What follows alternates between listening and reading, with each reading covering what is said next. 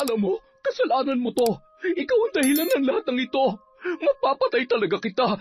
Tingnan mo siya ngayon. Tingnan mo kung ano nangyari sa kanya. Ate, aray ko. Wala akong ginawa masama. Bitiwan mo ako. Tama na. Alam ko kung anong totoo, kaya wag na wag mo akong sisisihin sa nangyari kay nanay.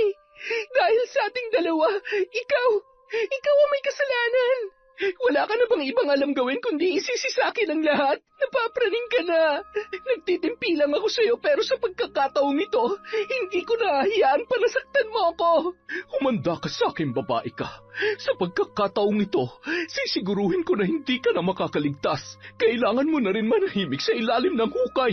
Sa una't huling pagkakataon, tatapusin ko ang buhay mo at hindi na kita bibigyan ng pagkakataon na makalapit sa albularyong tumulong sa'yo. Marga, tama na. Ano bang ginagawa mo? Hindi ka pa ba nadadala? Hindi ba't namatay na ang nanay mo dahil dyan? Gusto mo na rin ba mamatay? Gusto mo ba? Taon 2019, Quezon. Bandang 3:00 ng hapon. Masyadong mainit ang panahon, kaya naman tagaktak ang pawis ni Aliza sa pag-aayos ng kanyang mga paninda sa mesa. Matapos ihanda ang mga ibebenta niya online, ay nagmamadali siyang sinet up ang kanyang mga gamit, ang kanyang ring light at ang kanyang cellphone. Habang nasa trabaho ang kanyang asawa ay yun naman ang kanyang pinagkakaabalahan. 3 taon na rin silang kasal ni Jiro at hindi pa rin binibiyayaan ng anak. Nang minsang magdalang tao si Aliza ay nakunan naman yon. Dahil sa kasagsagan ng pandemic ay siniguro niyang kikita pa rin siya at hindi lamang aasa sa sahod ng kanyang asawang pulis. Nagsusustento rin kasi si Jiro sa magulang at mga kapatid, kahit may kanya-kanya na silang pamilya. Kapitbahay lamang nila ang nag-iisang kapatid na babae ni Jiro na si Marga. May 3 anak at wala namang regular na trabaho ang asawa nito.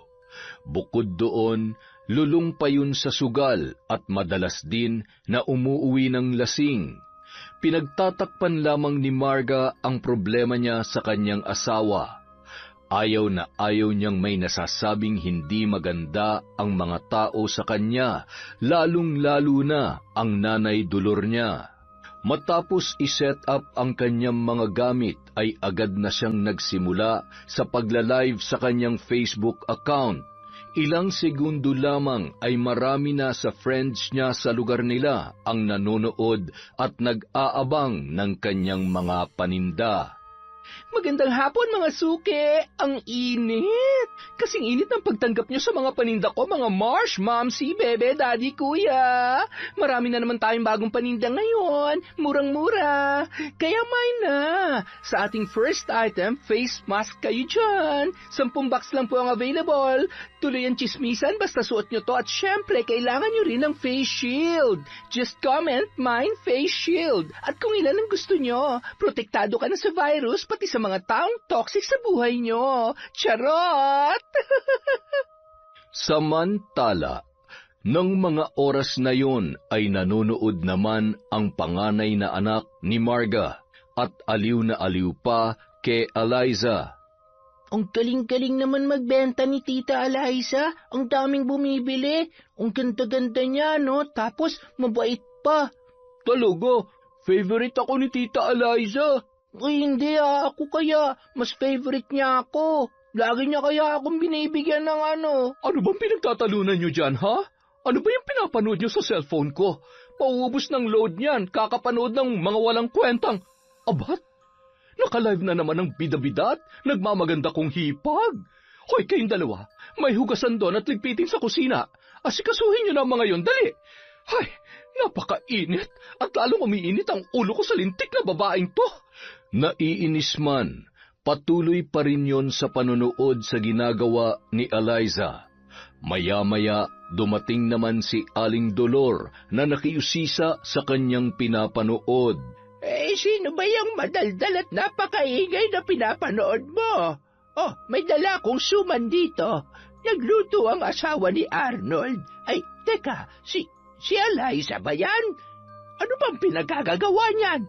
Ano pa nga ba? Di nagpapapansin. Alam mo, hindi ko maintindihan si Jiro kung bakit kinukonsinti niya ang asawa niyang yan. Tingnan niyo nga ang suot na damit, Nay. Naku, nakakairita. Isa pa, ano na lang ang sasabihin ng mga tao dito sa lugar natin? Hindi siya binibigyan ng pera ng kapatid ko para kumayos siya na akala mo ay pinababayaan ni Jiro? Ay, ewan ko ba kay Jiro? Kung ako lang ang masusunod ay, ewan ko ba?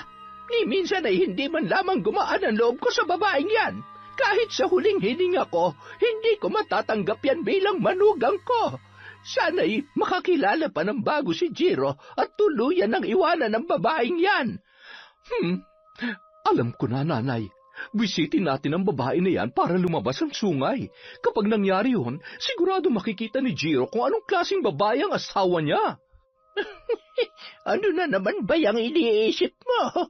Pumalpak na tayo sa una natin plano, kaya siguraduhin mong maganda na yan. Mga anak, ako na lang palang magliligpit dyan. Pumunta muna kayo sa bahay ng Tita Eliza nyo. Maglaro kayo doon, mag-ingay at magtatakbo. Sabihin nyo marami akong ginagawa, kaya doon muna kayo. Bilis! Huwag kayong uuwi hanggat hindi ko kayo sinusundo, ha?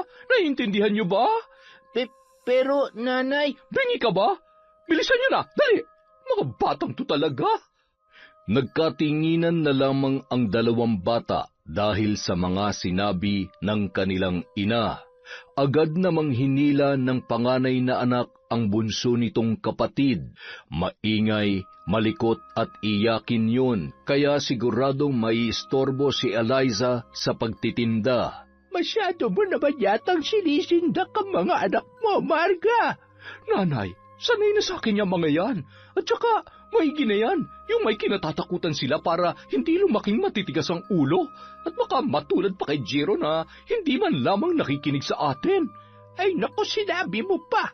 Pagdating sa asawa niya ay parang bulag at bingi. Nay, tingnan mo. Nandun na yung mga bata. Hala, sige. Guluhin yun, lintik na babaeng yan. Patingin nga ako.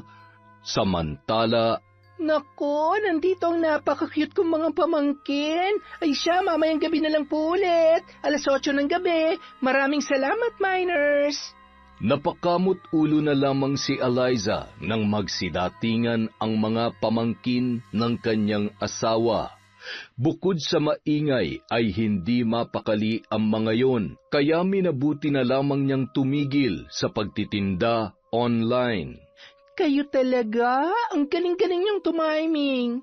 Nasaan bang nanay niyo? Ano po? Naglilinis po kasi ng bahay si nanay, kaya pinalabas niya po muna kami. Sige, maglaro lang kayo dyan, ha? Maghahanda lang ako ng merienda natin. Maya-maya, uuwi na rin ang Tito Pogi niyo. Mula ng araw na yon, nagsisimula pa lamang siya sa pagbebenta online, dudumugin na naman siya ng mga bata at kung minsan ay kasama pa si Marga para makipagkwentuhan sa kanya. Isang dapit hapon, sinundo na ni Marga ang mga anak niya na kunwari katatapos lamang maglaba. Eliza, nandyan pa ba yung mga bata? Nandito pa, ate. Nandyan ang nanay niyo. Ay, ito talagang mga batang to, nawiwili na sa kakapabalik-balik dito. Ay, naiistorbo na yata ang Tita Eliza nyo. Pasensya ka na, Eliza, ha? Masyado nang napalapit ang loob sa ng mga anak ko. Okay lang naman po, ate. Nilipat ko na nga ang pag-online selling ko sa gabi at nagkakagulo kami. Ay nako, pasensya ka na. Ang dami ko kasing ginagawa sa bahay kaya... Okay lang po, ate. Wala namang problema sa akin. Nag-e-enjoy naman ako kapag nandito ang mga bata. Ay, siya nga pala, ate. Ikaw, ayaw mo bang subukan na kumita sa pagla-live selling? May mga kakilala naman akong supplier, kaya kung sakali, pwede naman po kitang tulungan. Naku, wala akong alam sa ganyan. Ang totoo, natutuwa ako kapag nakikita kitang nagla-live selling eh. Hindi ko kaya yan. Baka naman langawin lang ang mga paninda ko at wala namang bumili at saka baka hindi ako payagan ni Waldo. Sapat naman yung kinikita niya para sa aming mag-anak. Ay, sige po ate, pero kung gusto nyo sabihin nyo lamang po sa akin. Pwede ko po kayong turuan. Ano lang naman to ate libangan lang dahil alam mo na, hindi naman tayo basta-basta nakakalabas dahil masyado pang mahigpit. Tsaka iba talagang kitaan ngayon online. Hindi mo pagsisisihan to ate. Ay sige siya, pag-iisipan ko. Salamat sa pagbabantay sa mga makukulit na to, ha? Bandang 8:00 ng gabi, napasilip si Eliza sa bintana nang dumaan si Waldo. Pasuray-suray at halatang nakainom. Maya-maya narinig niya ang bangayan ng mag-asawa. Nadatnan siya ni Jiro sa ganoong kalagayan. Han, anong ginagawa mo dyan? Wala. Pasensya na, Han. Marites na marites ako sa part na to Kamusta ka? Kagagaling lang dito ng mga bata. Mukhang ginawa ka na ng mangyaya ni ate, ah. Okay lang. Masaya naman ako kapag nandito sila. Ay, pero sana magka-baby na rin tayo. Pero habang wala pa, magpapakabisi na muna ako sa pag-online selling. Ikaw talaga? Basta huwag ka masyadong magpapakapagod at mag-iingat ka sa pagde-deliver, ha? Huwag din sa malalayo. Delikado. At syempre, ayaw kong magkakasakit ang maganda kong online seller. Opo, huwag ka mag-alala. Lagi kong aalagaan ang sarili ko para hindi ka nag-aalala sa akin. Ay, kaya ikaw, ingatan mo rin yung sarili mo, Han, ha? Hindi kita binibigyan ng karapatan na magkasakit. Ay, makapagluto na nga. Magpalit ka na ng damit. I love you. Samantala, Uy, linis ng bahay natin, ah. Nakaluto ka na ba? pambihira, lasing ka na naman? At saka, anong nakaluto na? Anong lulutuin ko wala ka namang iniwan na pambili ng ulam kanina? Ay, huwag mong sabihin na ipinang-inom mo na naman yung kinita mo ngayong araw. Tatamaan ka na talaga sa akin. Ay, nagagalit na naman ang misis ko. Makahiga na nga lang muna at nahihilo ako. Hoy, abot, ano ipapaulam ko sa mga anak mo? Bumangon ka dyan, Waldo! Lintik na ito! Buisit talaga. Talagang tinulugan na ako. Ayaw mong bumangon, ha? Buisit, lagi ka na lamang ganyan. Hindi ka na nagbago. Puros na lamang konsumisyon ang binibigay mo. Nanay, ano pong ulam? Nagugutom na po kami. Isa ka pa. Pumasok muna kayo dun sa kwarto. Hindi kayo lalabas hanggat hindi ko kayo tinatawag. Naintindihan nyo? Hoy, ang kukulit. Manang-mana kayo sa lintik na Waldong to. Umanda ka talaga sa akin pagkising mo. Ubus na ang pasensya ko sa iyong lintik ka. Hinablot na lamang ni Marga ang kanyang pitaka. Nagsuot ng face mask bago lumabas ng bahay para pumunta sa malapit na tindahan. Naiirita habang sinisilip at binibilang ang mga baryang laman ng kanyang pitaka. Anong mabibili ko dito? Ay, bahala na nga. Habang naglalakad, eksakto namang lumabas ng pinto si Jiro. Ate, saan ka pupunta? At bakit parang hindi maipintay ang mukha mo? May problema ba? Wala. Ano ka ba naman? Okay lang naman ako. Nag-aalala lang ako sa Kuya Waldo mo. Siguro napagod sa trabaho kaya umuwi ng masama ang pakiramdam. Ayun, hindi makabangon dahil sa masakit ang katawan. Ay, kung kailan naman kailangan ko ng pera, tsaka naman siya nagkasakit. Ganun ba? Heto, pwede na ba yan? Para may panggastos kayo habang hindi pa siya nakakapasok. Kapag kailangan nyo ng pera, magsabi lamang kayo kay Eliza kapag wala ako, ha? Ay naku, wag na. Nakakahiya naman kay Eliza. Sige na ate, tanggapin mo na. Sigurado ka ba? Ay sige, ikaw ang bahala. Masyado ka mapilit Lagi ka mag-iingat sa trabaho mo, Jiro, ha? Agad namang pumasok ng bahay si Jiro matapos nilang mag-usap ng kanyang ate Marga at tumuloy na rin yon sa tindahan. Pagdating sa tindahan ay mayabang niyang inilabas sa pitaka ang 5,000 ibinigay sa kanya ni Jiro. Pabili nga ng itlog at sardinas. Ay, nagsasawa na kasi sa karne ang mga anak ko eh. Ito raw ang gusto nilang ulamin ngayon. Namimiss na raw nila. Ay, ang dami mo namang pera, Marga. Ay, syempre. Ganito talaga kapag maswerte sa mister. Masipag at responsableng asawa ko, kaya naman ang problema ko lang ay kung anong iuulam nila. Ang hirap maging ina. Ayaw ko naman ng paulit-ulit na lang ang ulam at manawa ng mga bata, lalong-lalo na si Waldo. Ay nako, kaya pala hindi kumukupas yung ganda mo dahil maswerte ka sa asawa mo. Swerte kayo magkakapatid sa napangasawa, lalo na yung si Jiro. Maganda na, ay napakasipag pa. Ako'y laging napapamain kapag nag-online selling siya. Ganun ba? Ay mabuti naman. Ganyan talaga kapag hindi na ko kontento sa binibigay ng asawa. Kayod ng kayod na akala mo'y may malaking pangangailangan. Akin na kaya binili ko at yung sukle, pagsamahan mo na rin ng konting bilis. Samantala, habang nagluluto sa kusina si Eliza, ay agad niya namang tinanong ang asawa na tumulong na rin sa paghuhugas ng mga ginamit niya sa pagluluto. Si Ate Marga ba yung kausap mo kanina? Oo, naawa nga ako eh. Bakit? Mukhang problemado nung dumaan kanina. May sakit daw si Kuya Waldo, kaya ayun, hindi makabangon. Baka rin ang kaso at wag naman sanang madali ng COVID na yan. Ganon? May sakit? Seryoso? Bakit, Han?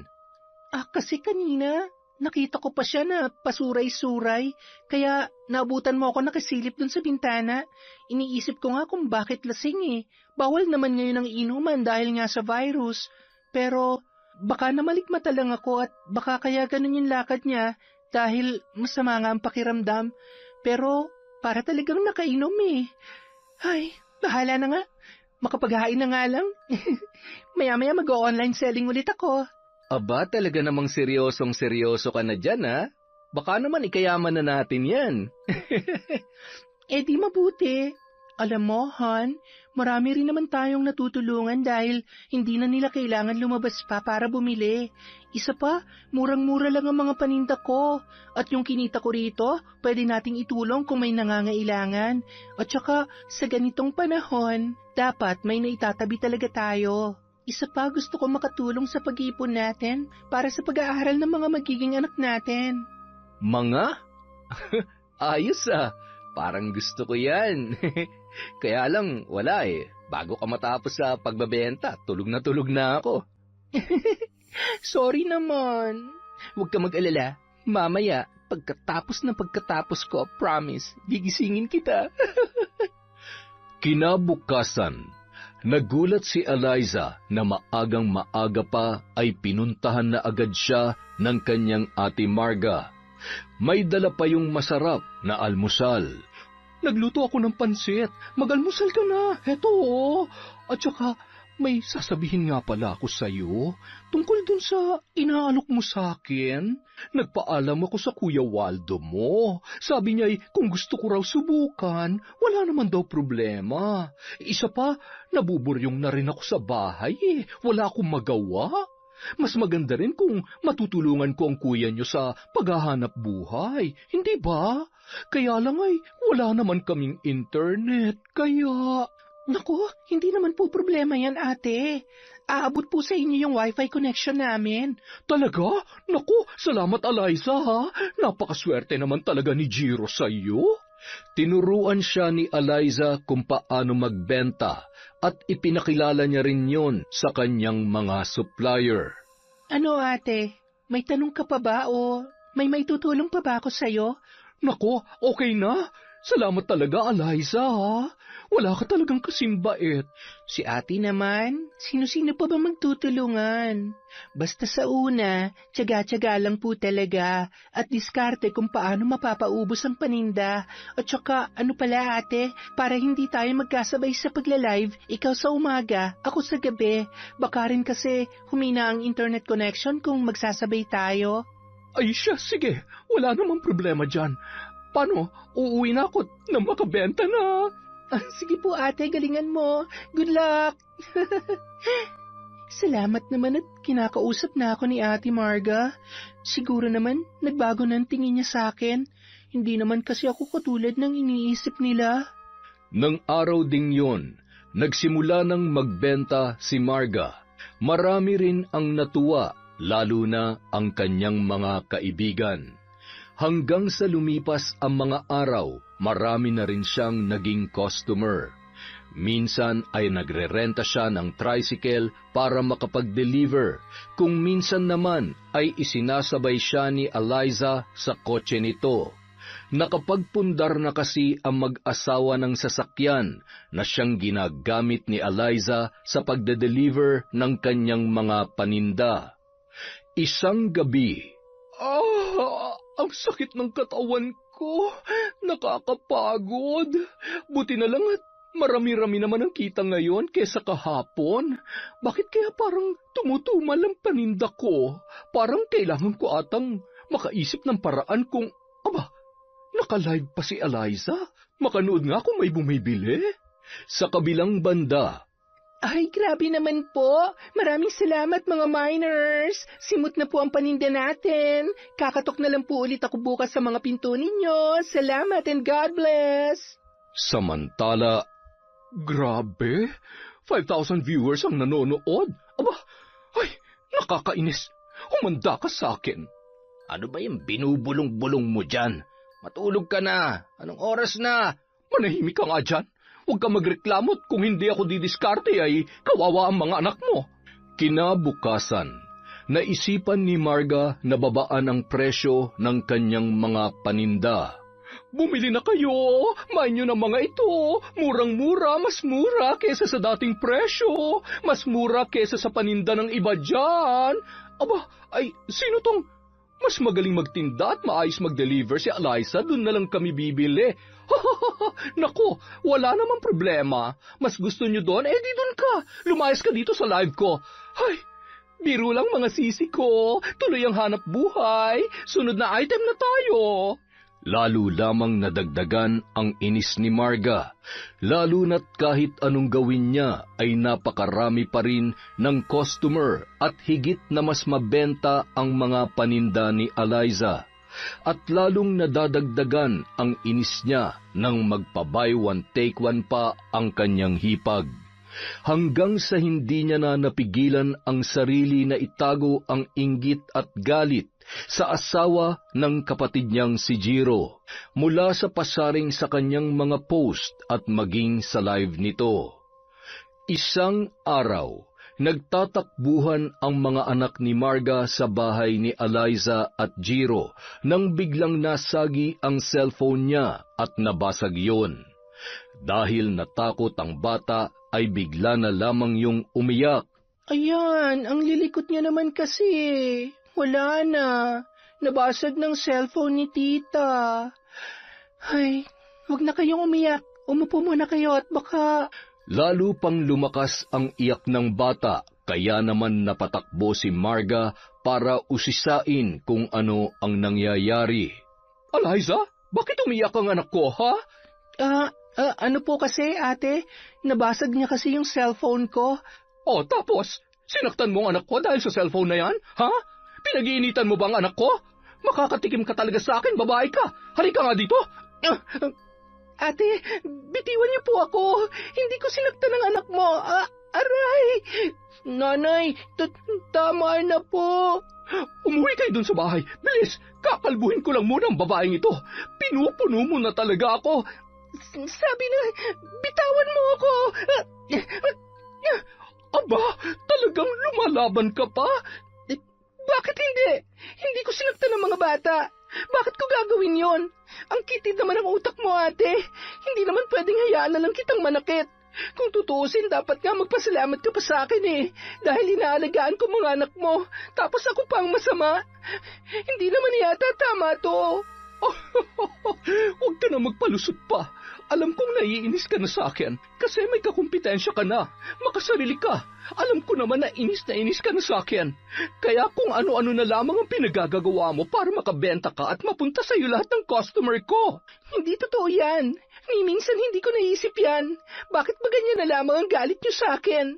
Wala naman akong ginagawang masama sa inyo Yan ba talagang tingin mo sa akin? Makasarili? Hindi nga kita hinihingi ng bayad para makabawas na sa bayarin nyo, tapos... Bakit? Sa laki ng sahod ng kapatid ko, kinukulang ka pa ba sa pambayad sa pesteng internet na yan? Pati internet isusumbat mo sa akin, ha? Hindi mo alam kung paano ako magalit. Kaya ilugar mo yung ugali mo kung ayaw mong ingudngud ko yung nguso mo. Ate, ano ba? Anong ginagawa mo? Bakit sinasaktan mo asawa ko? Jiro? Kasalanan naman kasi ng magaling mong asawa. Sinaktan niya na nga yung pamangkin mo, tapos ang lakas pa ng loob na sumbatan ako. Kausapin mo yan, dahil sa susunod baka kung ano pa magawa ko sa kanya.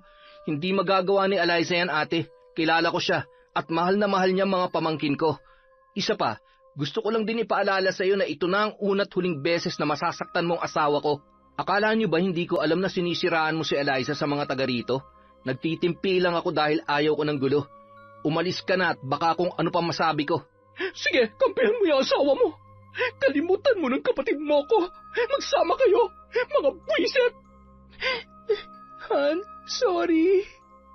Hindi ko naman talaga sinaktan yung bata. Naglalaro sila tapos nasagi yung cellphone ko. Umiyak si Tonton. Siguro natakot siya. Pero hindi ko siya sinaktan, Han. Shh, tahan na. Alam ko. Pasensya ka na kay ate, ha? Nasaktan ka ba ng sobra? May masakit ba sa'yo? Okay lang ako. Ayaw ko lang ng ganito dahil sa walang kakwenta-kwentang bagay ay magkakasira kayo. Hindi ko alam kung anong nagawa kong mali at galit na galit siya sa akin. Siguro nga, para wala na lamang gulo, itigil ko na lamang ang... Teka, bakit ikaw mag-a-adjust para sa kanya? Ituloy mo lang yung ginagawa mo. Basta alam mong wala kang ginagawang masama sa kanila. Kahit kapatid ko siya, hindi ko naman hahayaan na gumawa siya ng ikakapahamak mo. Mahigpit na yakap na lamang ang itinugon ni Eliza sa kanyang asawa. Nagpapasalamat siya na sa ilang taon na nilang pagsasama ay araw-araw na ipinaparamdam sa kanya ni Jiro ang suporta at pagmamahal. Kaya kahit ramdam ni Eliza sa umpisa pa lang na malayo na ang loob sa kanya ni Marga, maging ang nanay ni Jiro, ay naniniwala pa rin siya na hindi makakaapekto yon sa kanilang pagsasama. Nang gabi ring yun, hindi pa rin mawala-wala ang galit at inis ni Marga para kay Eliza. Kaya naman naisipan niyang puntahan ang kanyang ina na si Aling Dolor. Waldo, ikaw na munang bahala sa mga bata. Pupunta lang muna ako kay nanay. Sus, magsusumbong ka lang naman dun eh. Manahimik ka na nga lang at baka lalo lang lumala yung away niyong magkapatid. Ikaw naman talaga may kasalanan eh. Ay... Hindi ko mo nga yung bibig mo kung wala kang magandang sasabihin. Hindi ko kailangan ng opinyon mo. Pakainin mo yung mga anak mo. Huwag mo nang dagdagan pa ang init ng ulo ko. Ay. Tinahak niya ang madilim na kalsada kahit na may kalayuan yon mula sa kanilang bahay. Nang makarating ay sarado na ang kabahayan. Natitiyak niyang tulog na ang matanda. Nay! Nay! Buksan niyo tong pinto! Nay! Marga? Anak, ikaw ba yan? Sandali lamang. Ano ba't kung kailan gabing-gabi na at saka ka naman pumunta dito? Ano ba ang problema mo? Nay, nag-away kami ni Jiro dahil sa lintik niyang asawa. Nakakainis, Nay. Gustong-gusto ko siyang saktan. Alam mo yun? Kung hindi lang talaga dumating si Jiro, nakalbo ko na sana ang babaeng yun eh. Ano na naman bang ginawa ng babaeng yun sa'yo? Ay, wag mong sabihin na kinampihan na naman siya ni Jiro. Malamang. Alam mo naman yun. Daig pa nagayuma. Kung anong sabihin sa kanya ni Eliza, yun na lang din ang pinaniniwalaan niya. Ay, wag ka na mamroblema. Hayaan mo't kakausapin ko ang kapatid mo. Hindi yan ang gusto kong mangyari, Nay. Isa pa, hindi naman siya makikinig sa'yo eh. Nagalit nga siya sa akin kanina. Parang hindi niya ako kapatid. Ano ang gusto mong gawin natin? Nanay, alam mo kung anong gusto ko. Kung nagawa mong barangin siya noon, pwede mo pa rin namang gawin yun ngayon. Nay, papayag ka ba na api-apihin na lamang ako ng Babaeng yun? Kung ayaw niyo pwede niyo naman akong turuan. Ay, oo na. Gagawin ko na. Ano bang gusto mong gawin ko dun sa malditang babaeng yon? Takutin niyo. Gumawa kayo ng paraan para hindi na siya makapag-inarte pa. Gusto kong lagyan mo siya ng mga kati-kati para hindi na mainganyong bumili ang mga customer niya. Sino ba naman ang bibili sa babaeng maraming sugat sa katawan?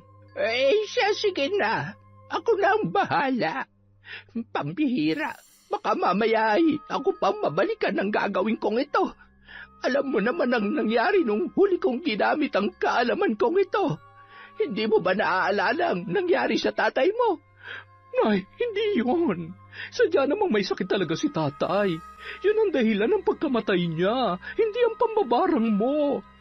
Anak, hindi mo kasi naiintindihan. Ay, Nay, kung ayaw niyo sabihin niyo na lang. Hindi yung ang dami-dami niyo pampalusot. Uuwi na nga lang ako. Marga, sandali. Ay, masyado ka namang matampuhin. Sige na, gagawin ko na. Huwag ka na magtampo-tampo dyan. Ako nang bahala sa kanya. Salamat, Nanay. Sige po, uuwi na ako. Hindi na ako makapaghintay na maparusahan ang babae na yun. Lintik siya sa buhay ko. Sige na, umuwi ka na't gabi na. Nako, asikasuhin mo na ang mga apo ko. Nakangising umalis si Marga na parabang nabunutan ng tinik ng mga oras na yon. Nang makarating sa bahay ay patapos nang kumain ang kanyang asawa at mga anak. Oh, wala nang ulam? Malay ba namin kung uuwi ka na? Akala ko doon ka na makikihapunan kay Nanay Dolor Ay, anong iuulam ko ngayon? Pambihira naman. Ano? Ako pa magliligpit niyan? Ako pa bang paghuhugasin mo ng mga pinagkainan ninyo? Eto na, huhugasan ko na. Ay, lagi na lamang mainit ang ulo mo. Pagbubukas ba kita ng sardinas? Gusto mo ba? Ay, ako na. Maghugas ka na lang dyan at baka... Ay, nakakairita. Ay, huwag ka nang magalit. Magtatrabaho na ulit ako. Ay, wag! Magpakasarap ka lamang sa paghilata. Ay, tulungan mo na lamang ako sa pagde-deliver ng mga paninda ko. Baka sakaling matuwa pa ako sa'yo. Nakakapagod na. Nakakapagod ng pagtakpan ko yung katamaran at pagiging lasenggo mo. Samantala, habang hinahalungkat ni Aling Dolor ang kaban kung saan doon nakatago ang mga kagamitan sa pambabarang na minana niya pa sa mga magulang niya, ay nag-aalangan naman siya sa kanyang plano. Gayunpaman, nasisiguro niyang magagalit si Marga sa oras na hindi niya sundin ang kagustuhan noon. Bagamat nag-iisang babae, si Marga talaga ang paborito niyang anak sa lahat. Sinimulan ni Aling Dolor sa pagsindi ng kandila. Hinipan niya ang may katamtamang laki ng itim na aklat. Napakarami kasing alikabok. Gayon din ang isa pang kahon na naglalaman ng iba't ibang garapon. Mayroon ding isang bagay na nakahulmang tao. Kulay puti yun, ngunit mababakas sa itsura nito ang kalumaan at may mga ilang parte na animoy warak na. Kapansin-pansin din ang isang bilog na bagay kung saan nakatusok ang iba't ibang karayom. May mga botelya rin na naglalaman ng iba't ibang orasyon, mga likido na kinargahan ng mga orasyon na maaaring gamitin upang linlangin, lasunin, paglaruan o manipulahin ang isang biktima. Napangisi siya nang maalaala ang mga araw na matyaga siyang tinuturuan ng kanyang ina kung paano gagamitin ang mga nakasulat sa aklat at mabisang paraan ng pambabarang.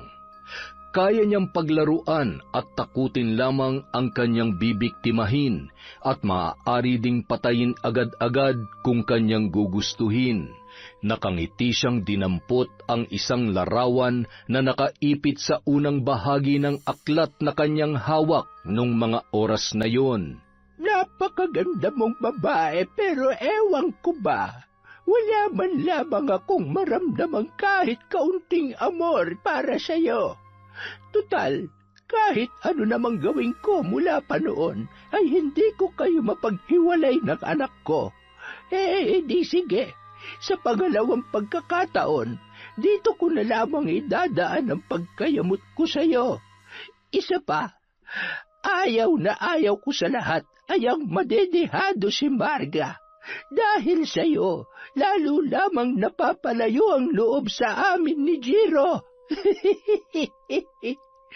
Kung dati nagawa kong ilaglag ang batang nasa sinapupunan mo, ngayong gabi naman, hindi kita patutulugin.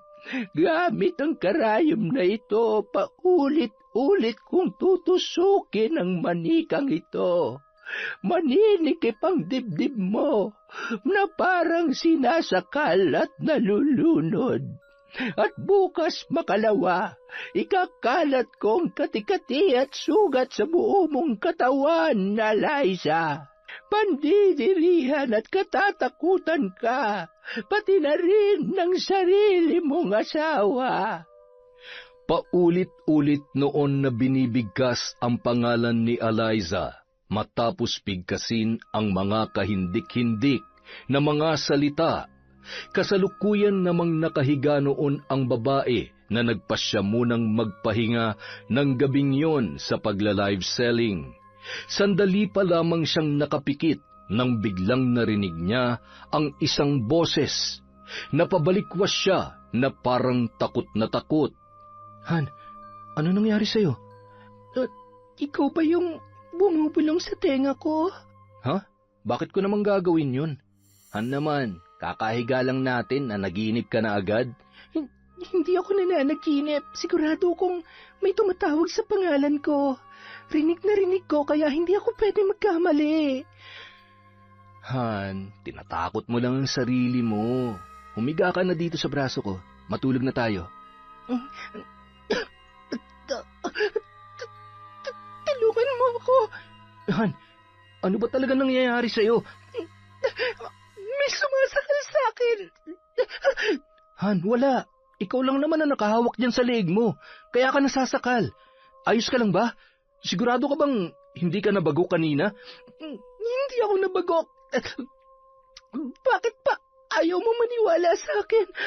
Hindi ako nagbibiro at lalong hindi ako nagsisinungaling. May tumatawag sa akin. May sumasakal sa...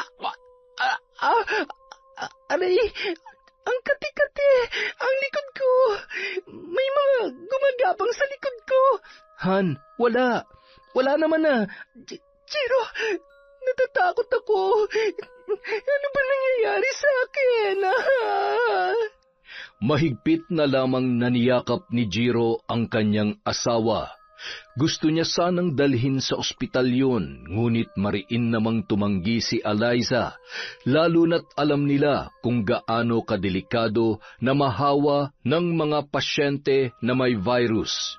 Binigyan na lamang yon ng tubig at isinuot sa asawa ang isang rosaryo hanggang sa tuluyang kumalma at nakatulog na yon. Kinaumagahan, maagang umalis si Jiro para mag-file ng emergency leave para sa kanyang asawa. Halos hindi rin yun nakatulog sa pagbabantay at pag-aalala sa kanyang misis na si Eliza. Bandang 9:00 na ng umaga nang makabalik yun sa bahay at papasok pa lamang siya sa loob nang dumating ang kanyang nanay Dolor. Bakit nandito ka? Hindi ka ba pumasok? Nasaan ang magaling mong asawa? Nay, kung nandito ho kayo para pagalitan siya, huwag niyo na lang muna siyang kausapin. Unang-una, masama po ang pakiramdam niya at pangalawa, wala pong kasalanan ng asawa ko. Aba, ano bang tingin mo dyan sa asawa mo? Maamong tupa, anghel. Talaga bang kaya mong makipagpatigasan sa amin ang ate mo para lamang kay Eliza? Talaga bang wala ka ng ibang alam kundi ang protektahan siya? Nay, ako na lang ang meron siya. Wala na siyang mga magulang at ako responsibilidad ko na protektahan at alagaan ang sarili kong asawa. Alam ko naman mula umpisa pa ayaw niyo na sa kanya at hindi ko man maintindihan kung bakit kilala ko ang asawa ko.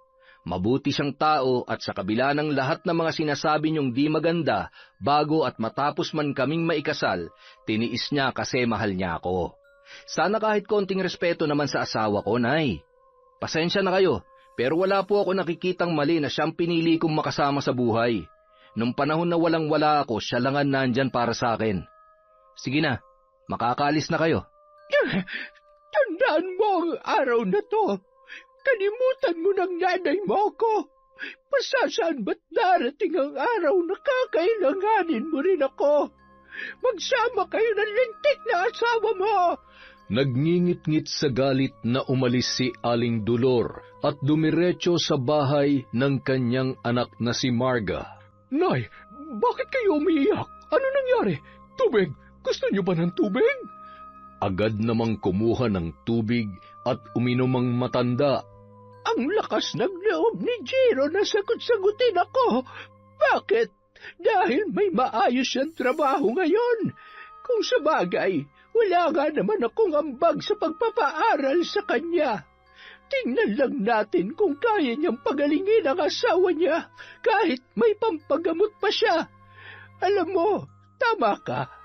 Kasalanan ni Eliza ang lahat ng ito. Tuluyan niya ng nilaso ng utak ni Jiro. Buisit na babaeng yon. Humanda siya sa akin. Humanda siya. Sabi ko naman sa inyo, Nay, ay, huwag kayong mag-alala. Talikuran na kayo ng lahat ng inyong anak. Basta ako't si Waldo, nandito lamang kami para sa'yo. Kaya naman natin kumayod na hindi umaasa sa kanya. Ipalamon niya lahat ng sinasahod niya sa nabubulok niya ng asawa. Isa sa mga araw na ito, susukuan niya rin ang babaeng kanyang pinakamamahal. Wala naman siyang ibang mapupuntahan at mahihingan ng tulong kundi tayo lamang. Ipinapangako ko na pagsisisihan niya na pinili niya ang babaeng yon kesa sa atin na sarili niyang dugo at pamilya. Lola, nagagalit po kayo kina tita at tito Jiro. Mababait po sila, lalo na po si Tita Eliza. Mahal na mahal at inaalagaan niya po kami, kaya... Tonton, ano ang sabi ko sa iyo kanina? Maghugas po. Anong ginagawa mo dito? Sinabi ko ba na sumabat ka sa usapan namin ng lola mo? Gusto mo bang tahiin ko yung matabil mong... Shhh! Huwag mo nang pagalitan. Sige na po, maghugas ka na. Huwag mong hahayaang pumunta ang mga bata doon. Hayaan mong lamunin sila ng lungkot at kamalasan sa loob ng kanilang pamamahay. Habang nag-uusap ang mag-ina, narinig pa nila ang pagsigaw ni Eliza mula sa kabilang bahay. Nagkatinginan sina Aling Dolor at Marga na nababatid na kung ano ang nangyayari nung mga oras na yon. Wala pa yan sa ipaparanas ko sa'yo. Humanda ka dahil hindi ako titigil hanggang sa sumuko na ang anak ko. Mapapagod at iiwanan ka rin niya. Sa kabilang banda, nang marinig ni Jiro ang sigaw ng kanyang asawa mula sa kusina ay nagmamadalinong pinuntahan si Eliza sa kwarto nito. Ang sakit!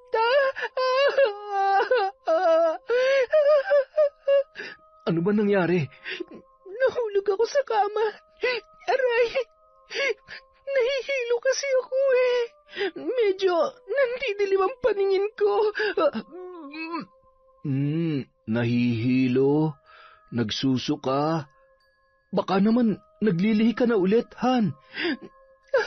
Sayang ka na naman eh. Tapos mamaya biglang wala na naman. Huwag ka nga, Han. Masyado kang excited kaya tuloy. Han, okay lang yun. Huwag mong isipin na pinapressure kita, ha? Magkaanak man tayo o hindi, mahal na mahal pa rin kita. Siya nga pala, nakatulog ka ba ng maayos? Sobrang sama pa rin ba ng pakiramdam mo? Salamat, Han. Nakatulog naman ako kahit papano dahil binantayan at inalagaan mo ko. Hindi ko talaga alam ang gagawin ko kung wala ka. Sorry, ha? Natakot lang talaga ako kagabi. Hindi ko rin kasi alam kung bakit nangyayari yan sa akin. Napapraning na yata ako. Ay, hindi bale. Lalabanan ko tong nararamdaman ko. Mawawala din to. Baka kailangan ko lang talagang magpahinga o baka yung katawan ko hindi lang talaga sanay na walang ginagawa. Kaya mamaya susubukan ko na ulit mag-online selling. Makikilogin na lang muna ako sa cellphone mo, ha? Sayang naman ang mga sabon ko dyan. Pinag-aagawan at patok na patok pa naman yon. Sigurado ka? Opo, huwag kang mag-alala. O siya, sige. Basta ako na lang munang bahala sa mga gawaing bahay. Ikaw naman munang aasikasuhin at aalagaan ko. Magluluto muna ako ng pagkain natin. Ha? Pakis nga muna sa nahihilo kong misis. Napakaganda naman talaga kahit wala pang ligo at hindi pa nagsusuklay. Nambola ka pa. Sige na po, magluto ka na. At nagugutom na yata ako kaya ako nahihilo eh. Buong araw ay maayos at maganda naman ang pakiramdam ni Eliza. Ngunit may mangilan-ngilan ng pantal sa kanyang likod at hindi niya naman gaanong pinansin yun, lalo na't hindi naman nangangati nung mga oras na yun. Bandang 8:00 ng gabi, nakatapos ng maghapunan ang mag-asawa, tinulungan pa siya ni Jiro sa pagsiset up ng kanyang mga gagamitin at pag-aayos ng online niyang sabon at iba pang pampaganda. Hello mga mahal kong suki, miners! Namiss niyo ako, no? Mine na ba kayo? Ay, ano ba yan? Ay, sorry, nasamig lang po. Teka lang po, ha? Han, bakit parang... Itigil mo nga muna yan? Oh, ayan. Aray, ayan na naman. May mga gumagapang na naman. Ang kate. Alcohol, iabot mo sa akin ng alcohol, please. Nataranta na naman tuloy si Jiro nung mga oras na yon na hindi malaman kung paano tutulungan at pakakalmahin ang asawa. Napakaraming pantal at mga pigsa na tumubo sa buong katawan ng babae, partikular sa kanyang likod, muka at maging sa kanyang ulo. Han, kailangan na kitang dalhin sa ospital. Kailangan nating malaman kung ano nangyayari sa'yo at kung anong sakit mo. Han, hindi ko kailangan ng doktor. Wala akong sakit. Isa pa, mas mamamatay ako kapag dinala mo ko doon. Takot ako sa ospital. Ayaw ko. Ayaw kong pumunta doon, Han. Pero hindi ka gagaling kung... Si Ninong. Si Ninong ang kailangan ko. Sa kabilang baryo. Dalhin mo ako kay Ninong Ador. Malakas ang loob ko na pinaglalaruan ako ng kung anong nilalang na hindi ko nakikita. Han, siyang makakatulong sa atin. Paalis na lamang ang dalawa nang biglang tumakbo papuntang banyo si Eliza. Sumukayo ng dugo at putik na may mga bulate. Dahil sa takot, tuluyan nang nawalan ng malay si Eliza. Han, gumising ka! Tulong! Tulungan niyo kami! Samantala, papalabas na sana si Waldo nang marinig ang paghingi ng tulong ni Jiro. Ngunit agad naman niyong pinigilan ng kanyang asawang si Marga. Sige, subukan mo lang na lumabas sa pintong yan at tulungan sila. Pupulutin mo mga damit mo sa kalsada. Marga, sobra ka naman. Kapatid mo yung nangangailangan ng tulong. Baka mamaya kung ano na nangyayari sa kanila. Wala ka bang konsensya? Gusto mo matikman kung gaano ako kawalang konsensya? Gusto mo silang tulungan? Sige, labas na! Bilisan mo! Hindi na. Matutulong na nga lang ako. Di ko alam kung bakit Waldong pangalan ko eh. Dapat Andres eh. May sinasabi ka ba dyan? Wala. Sabi ko matulog na tayo. Samantala, dahil alanganing oras at hindi maganda ang lagay ni Eliza, nakisuyo na muna si Jiro sa kanyang kapitbahay na sunduin ang albularyo sa kabilang kanto. Sumang-ayon naman ang lalaki at ilang sandali lamang ay dumating na yon sa kanilang bahay. Isinuot noon ang kwintas ng San Benito kay Eliza at tinawas upang malaman kung ano ang nangyayari sa babae. Isang malakas na alagad ng kadiliman na nagpapahirap sa iyong asawa. Kawawa naman siya. Kapag hindi ka nakagawa ng paraan, baka kung ano pang masama ang gawin niya sa asawa mo. Ano pong ibig niyong sabihin? Mayroong mga nilalang dito sa lupa na sumasamba at nagpapaalipin sa itim na kapangyarihan. Nambibiktima sila ng mga taong katulad ni Eliza. Maaaring galit, inggit, o napaglalaruan lamang. Hindi natin alam kung ano ang dahilan, pero ang pinakamadaling paraan ay makahanap ng mas magaling na albularyo na makakatulong sa inyo na labanan ng mambabarang na posibleng may gawa nito sa kanya. Ay, Sus Mariosep, sabi mo nga ay pangalawang gabi pa lamang na nagkakaganito siya. Sa tingin mo, mabubuhay pa kaya siya sa susunod na mga araw kung ganyan ang kalagayan niya? Pansamantala lamang nakaginhawahan ng mararamdaman niya ngayon. Bukas sa muling pagsapit ng dilim, siguradong may panibago na namang balak ang mambabarang na may gawa niyan. Napakabait ho ng asawa ko, at saka wala naman siyang kaaway. Sigurado ka? Baka naman karibal. Pulis ka, pogi at siguradong marami kang... Tatang naman, loyal ho ako sa asawa ko. Wala po akong ibang karelasyon. Siya, pasasan ba't malalaman din natin kung sino may gawa nito? Basta humanap ka ng albularyo na kayang tapatan at pasukuin ang hayop na mambabarang na yan. Sa kabilang baryo, si Ador. Magaling yon. Pupunta na nga po sana kami doon, kaya lang nawalan siya ng malay. Bukas na bukas din po ay didiretso kami doon. Natatakot po ako at hindi ko po kakayanin kung may mangyayaring masama sa asawa ko. Huwag ka mag-alala. Maawain ng Diyos. Hindi niya pababayaan ang asawa mo. Kinabukasan, habang nagwawalis sa labas ng bahay, napansin ni Marga ang papaalis na sina Jiro at Eliza. Dahan-dahan na naglalakad papunta sa sasakyan nila at nakatungo ang ulo ni Eliza sa balikat ng kanyang asawa. Mapapansin ang panghihina at malubha niyang kalagayan. Kadiri, mukha na siya nabubulok ngayon. Buti nga sa'yo. Sigurado, dadalhin niya yan sa ospital. Sa hina ng katawan niya, matutuluyan yan kapag dinapuan pa ng virus. Bye-bye, Eliza. Rest in peace. Habang nagwawalis, ay bigla namang dumating si Aling Dolor sa bahay ni Marga, at masayang-masaya naman niyang nadatnan ang kanyang anak. Mukhang ang saya-saya mo yata, anak. Oo naman, Nay.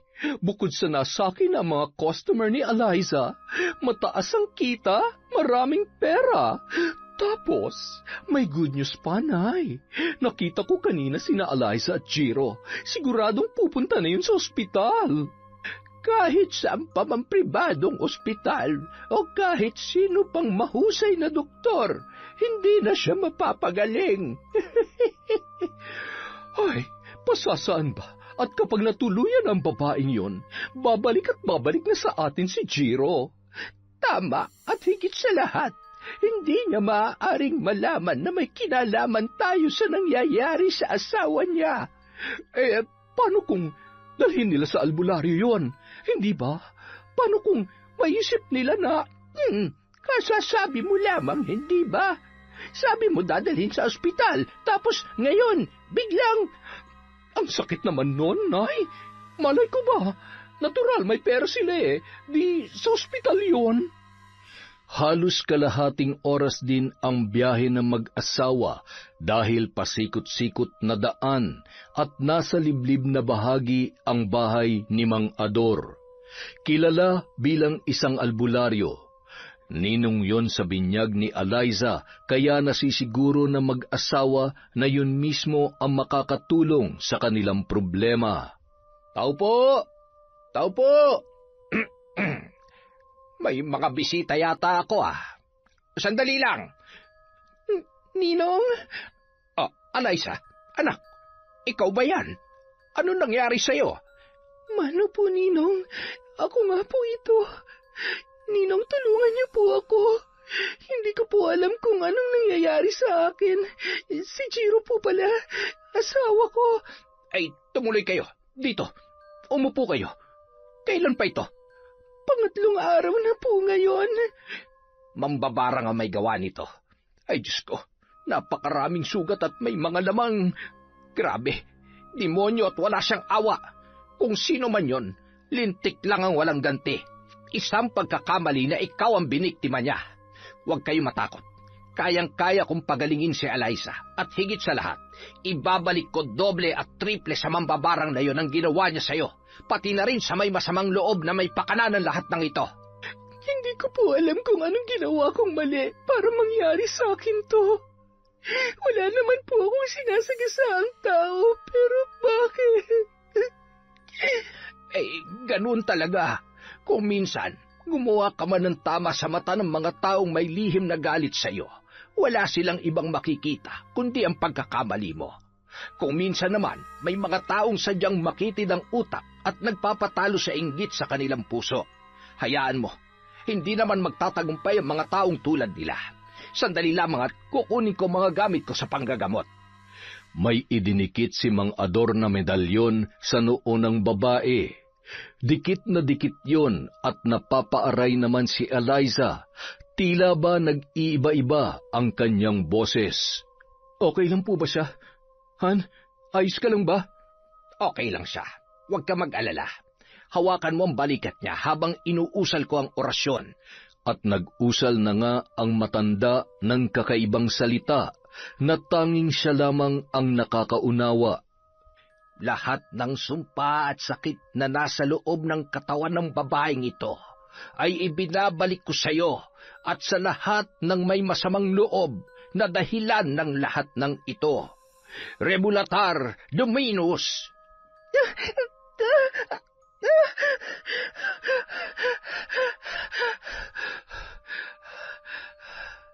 Inumin mo ito, Eliza. Ito ang magbibigay sa iyo ng kagalingan at sa pagkawala ng sumpa na nakakabit sa iyo, unti-unting manghihina ang may kagagawan nito. Magdasal tayo ng Ama namin, Ave Maria at sumasampalataya. Sabayan mo kami, Jiro, bilang tanda ng ating pananampalataya sa Diyos. Pagkatapos nito, kailangan natin siyang paliguan gamit ang mga dahon na tuluyang magtatanggal ng sumpa sa kanyang katawan. Samantala,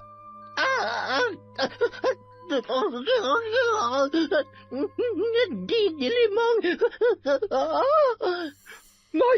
Nay, ano pong nangyayari sa inyo? Nay, tulong! Waldo, tulungan mo ako! Nanay, ano nangyayari sa iyo? Ano ba naman? Teka, ano nangyari? Huwag ka na magtanong. Buhatin mo si nanay at ihiga mo dun sa may mahabang upuan. Bilisan mo! nang magkamalay si Aling Dolor, ramdam pa rin niya ang labis na panghihina na hindi niya maipaliwanag.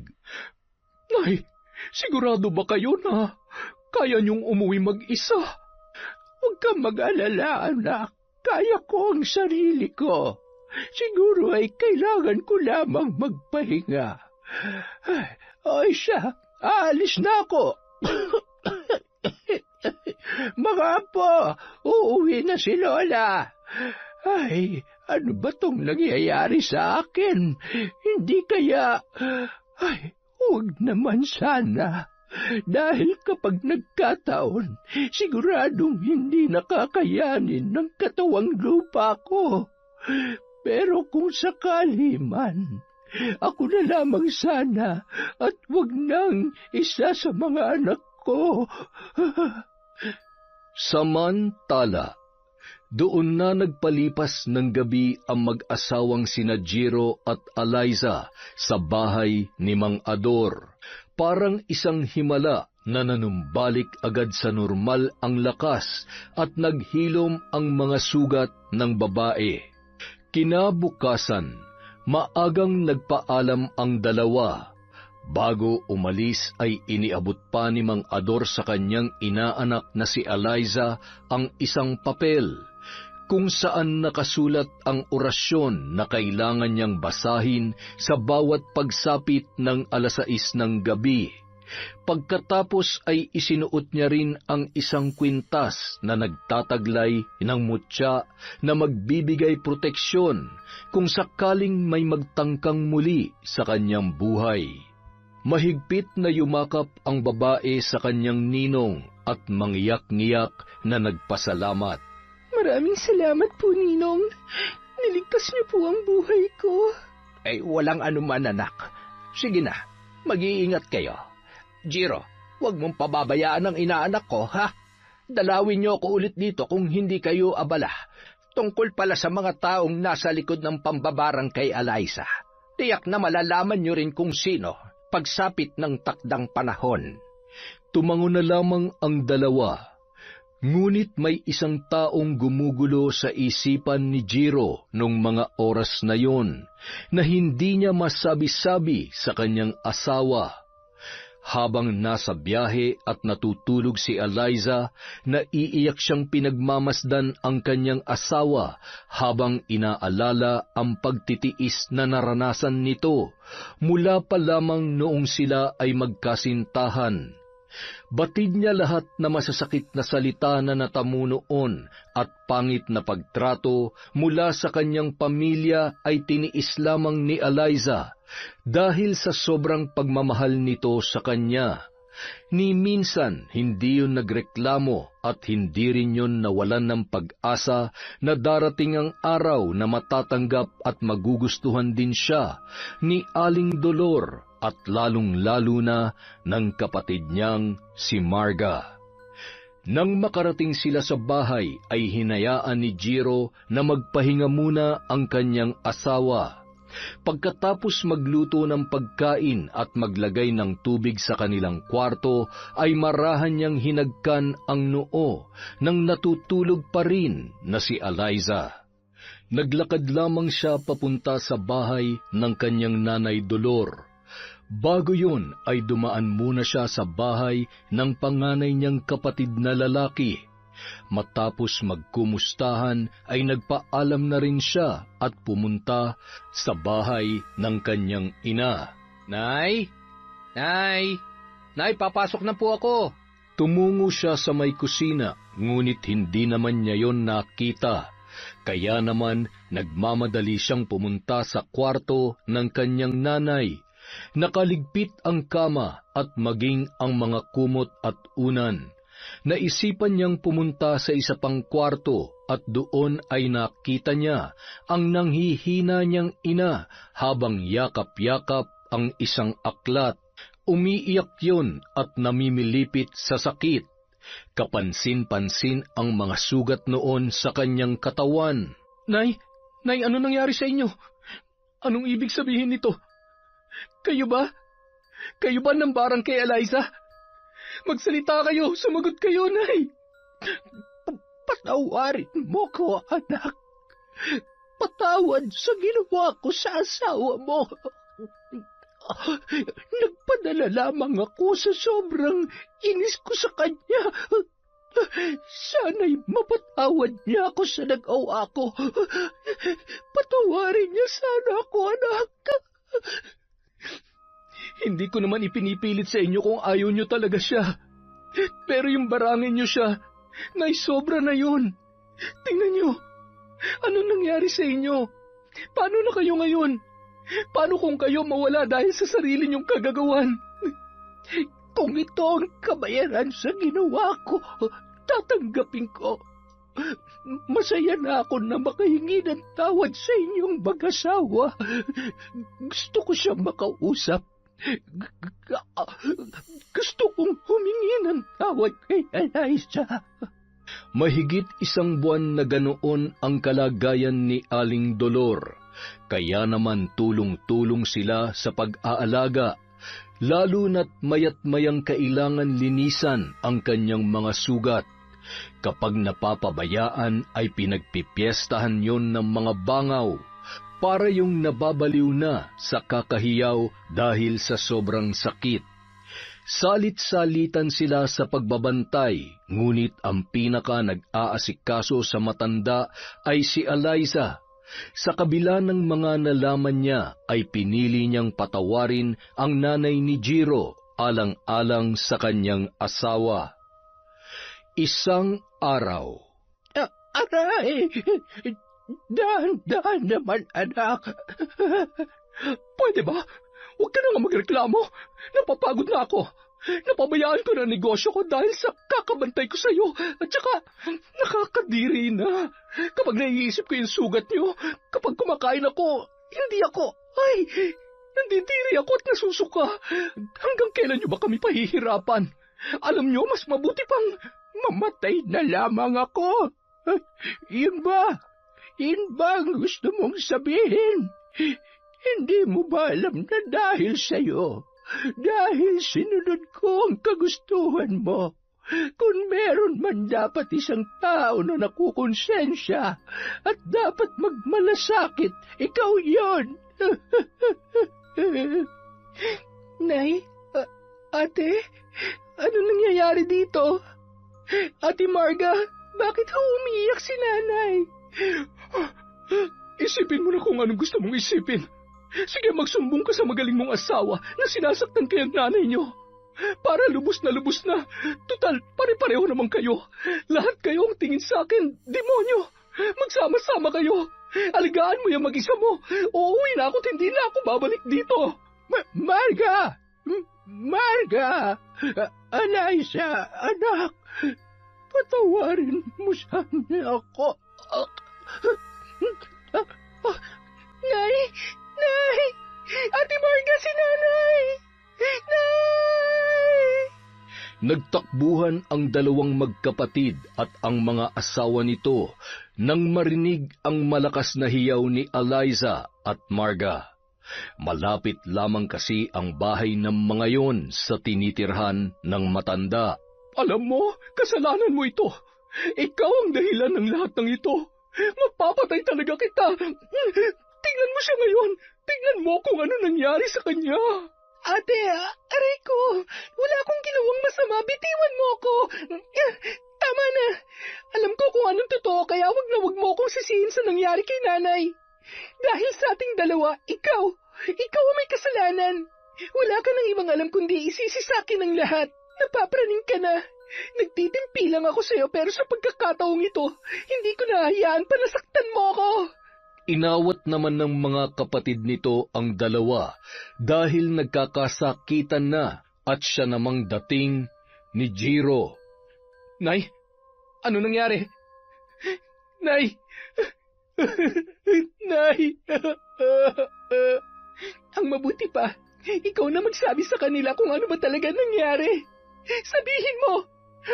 Buisit ka! Sana ikaw na lang ang tuluyan nagkasakit at namatay. Sana ikaw na lang. Magkampihan kayong lahat, mga buisit!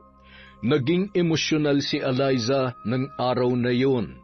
Matapos maisaayos ang burol ni Aling Dolor, ay nagpaalam muna siya sa kanyang asawa na magpapalipas ng sama ng loob at para makaiwas kay Marga.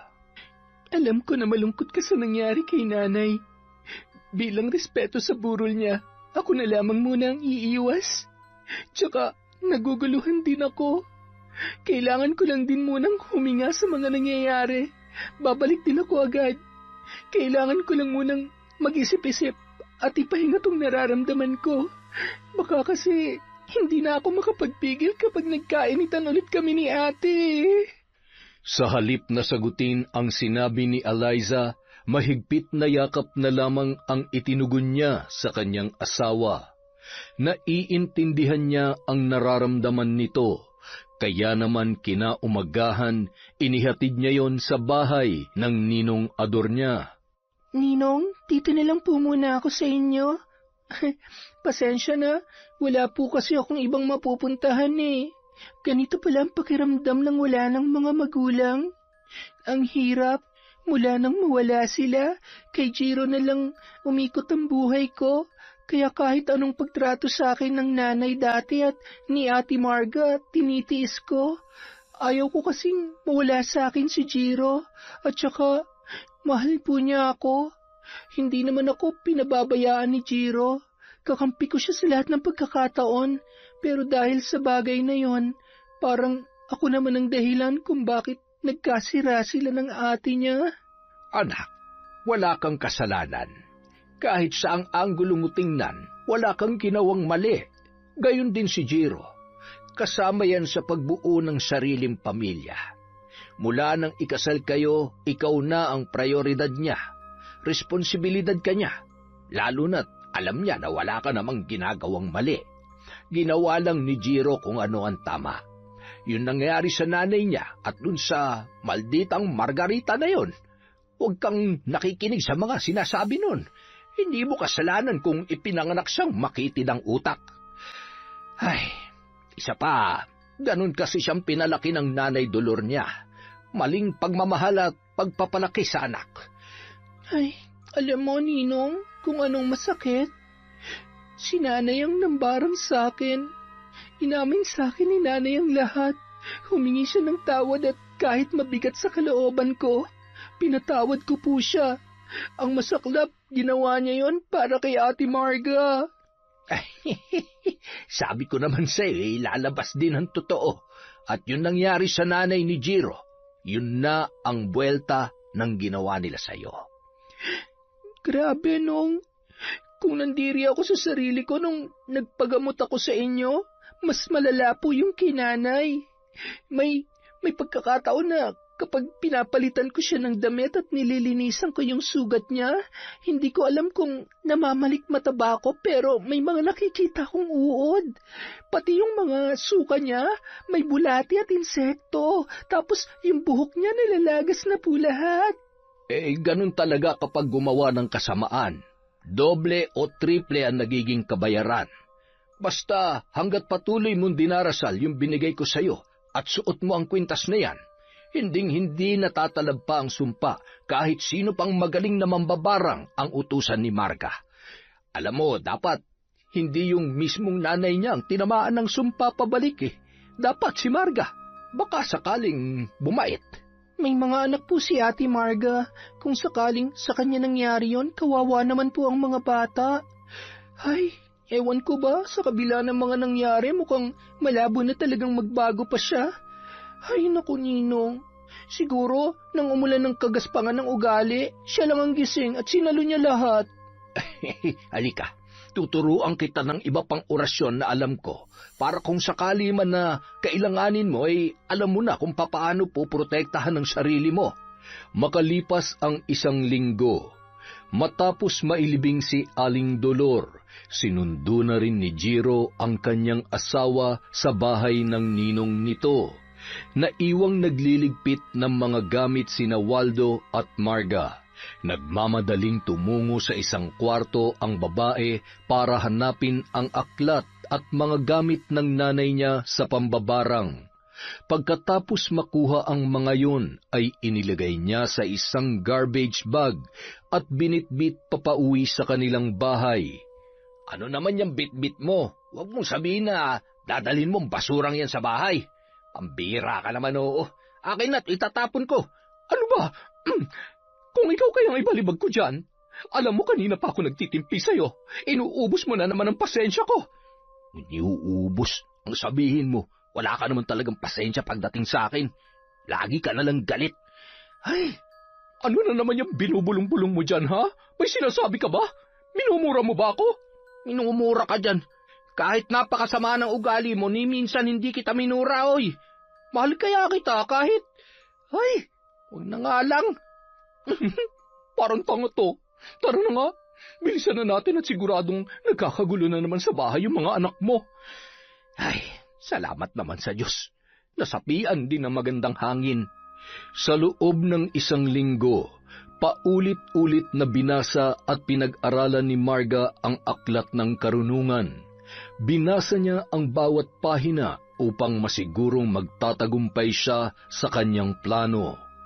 Isang gabi, habang natutulog ang kanyang asawa at mga anak, ay tumungo siya sa kusina upang isagawa ang ritual ng pambabarang. Matapos magsindi ng mga kandila, ay binuklat niya ang aklat at isa-isang binasa ang mga salitang nakasulat doon, habang hawak ang manika at isang mahabang karayom. Kinuha niya ang isang maliit na kutsilyo na gagamitin niya upang gilitan ang leeg ng kanyang biktima. Umanda ka sa akin, babae ka. Sa pagkakataong ito, sisiguruhin ko na hindi ka na makakaligtas. Kailangan mo na rin manahimik sa ilalim ng hukay. Sa una't huling pagkakataon, tatapusin ko ang buhay mo at hindi na kita bibigyan pa ng pagkakataon na makalapit sa albularyong tumulong sa'yo. Papatayin kita. Papatayin kita, Eliza. At itong kutsilyong ito ang tatapos sa buhay mo. Samantala, napabalikwas si Eliza na tila ba wala sa sarili na tumungo sa kusina. Buti na lamang ay napansin at nagising si Jiro nang hinawi nito ang braso niya na nakayapos sa kanyang asawa.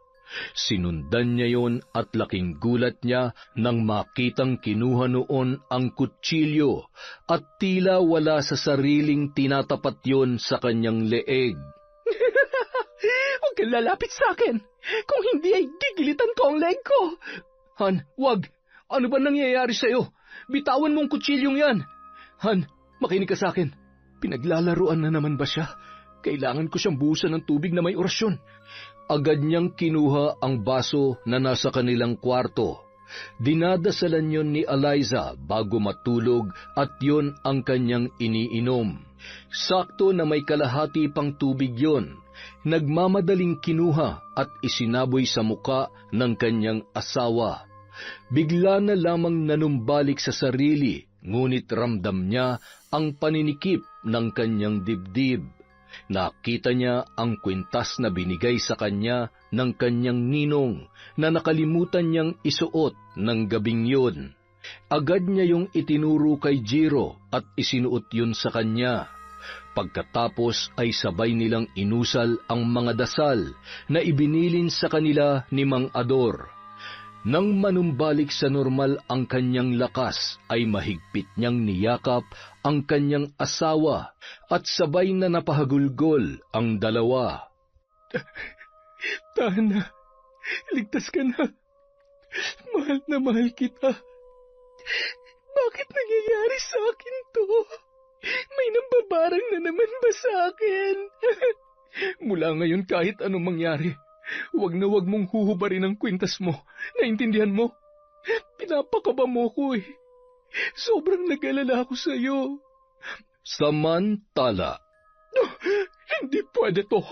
Dapat mamatay siya. Dapat mamatay ka na. Marga, tama na. Ano bang ginagawa mo? Mambabarang ka? Babarangin mo na naman si Eliza? Hindi ka pa ba nadadala? Hindi ba't namatay na nanay mo dahil dyan? Gusto mo na rin ba mamatay? Gusto mo ba? Pwede ba? Huwag mo akong sinisigawan. Wala kang alam. Bobo ka. Kaya kung wala kang magandang sasabihin, manahimik ka. Huwag mo akong pakikialaman kung ayaw mong ikaw ang barangin ko. Hindi ko lubos akalain na aabot ka sa ganyan. Tanggap ko naman kung ganyang kababa ang tingin mo sa akin. Pero yung kasamaan mo, yung ginagawa mo, hindi na makatao yan. Nababaliw ka na. Narinig mo ako? Nababaliw ka na. Hindi ako ang baliw. Hindi ako baliw. Bahala ka sa buhay mo. Ang dapat sa iyo mabuhay mag-isa dahil walang magtatagal dyan sa ugali mo. Wala ka ng ibang inisip kundi ang sarili mo. Ngayon, mabuhay ka mag-isa mo. Iiwan ka na namin ng mga anak mo. Sige, umalis ka at isama mo yung mga anak mo. Wala akong pakialam dahil mga pabigat lang kayo sa buhay ko. Ang yabang mo. Tingnan ko lang kung hindi mamatay sa gutom yung mga anak mo. Oo, lasenggero ako at tarantado. Pero kaya ko magbago at pinipilit kong kumayod para sa mga anak ko. Tandaan mo yan. Di baling hindi ko sila kayang buhayin sa karangyaan, pero hindi ko hayaan na lumaki at mamulat sila sa kasamaan. Mga anak, halina kayo. Aalis tayo. Dun muna tayo sa lola nyo. Bilis na! Mga anak, sandali. Iiwan niyo ba ako? Iiwan niyo ba talaga si nanay? Sasama po kami kay tatay. Ayaw namin sa'yo, bad ka. Lagi mo kaming pinapalo at inuutusan gumawa ng masama. Tatay, tayo na po. Mga buwisit, sige lumayas kayo. Hindi ko kayo kailangan.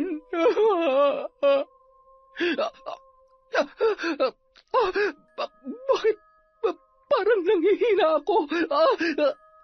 Ang mga pako, namamanhid ang mga pako. Kailangan kong matanggal yung karayom sa manika.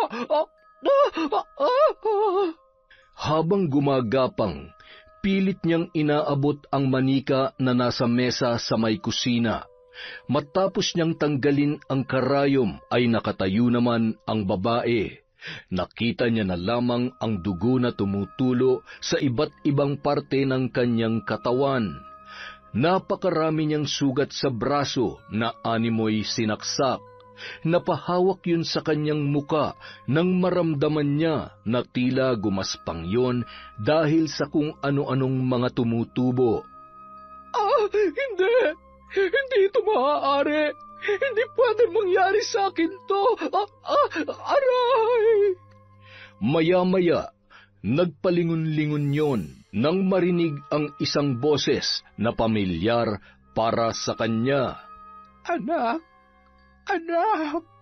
Anak ko, tama na.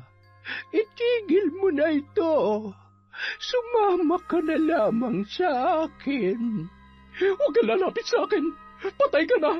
Hindi ako sasama sa iyo. Hindi pa ako maaaring mamatay.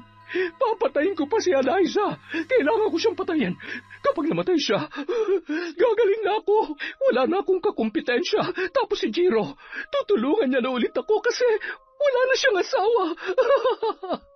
Yung mga anak ko, siya na magpapaaral. Tapos yung asawa ko, Nay, makakahanap na siya ng magandang trabaho. Yayaman na ako, Nanay. Shh! Mga anak, huwag kayong maingay. Doon kayo maglaro sa kwarto. Kausap ko ang lola niyo. Kinaumagahan, nagising si Jiro at Eliza sa lakas ng sigaw ni Marga. Bitbit ang kanyang mga paninda at nakasuot ng mahabang damit na napakaganda. May dala rin yung itak. Eliza, lumabas ka dyan! Papatayin kitang babae ka! Lumabas ka, sabi! Yung mga anak ko, tinago mo na naman! Kinuha mo ng kapatid ko, pati anak ko, ninakaw mo rin! Inggitera ka! Mas maganda ako sa'yo! Mas marami na akong customer ngayon! Han, anong nangyayari kay ate? Bakit nagkakaganyan siya? Ang dami niya sugat na parang... Siya nga! Hindi kaya ginamit niya yung aklat ni nanay para barangin ako? Ay, Diyos ko! Ano ba naman at kailangan pang umabot sa ganito? Yung mga bata, baka mapahamak yung mga bata. Hindi tayo maaaring lumabas. Mukhang tuluyan ng nasiraan ng bait si ate. Kailangan niya ng medikal na atensyon. Mukhang naapektuhan ng pag-iisip niya. Ay, sandali lang. May tatawagan lang ako para masundo siya. Habang may kausap si Jiro sa cellphone, ay tumawag naman kay Eliza si Waldo para ipaalam ang nangyari. Dinala sa mental hospital si Marga. Pagkatapos ay bumalik naman sa bahay nila si Waldo at ang mga bata. Ipinagpatuloy ni Eliza ang online selling para matulungan ang mga anak ni Marga at Waldo. Siya na ang nagde-deliver ng mga order at buwanan siyang sinasahuran ni Eliza para makaipon. Madalas din nung binibisita ang kanyang asawa. Sa kasamaang palad ay hindi na yon nakakakilala pa. Sino ka? Baliw ka, no?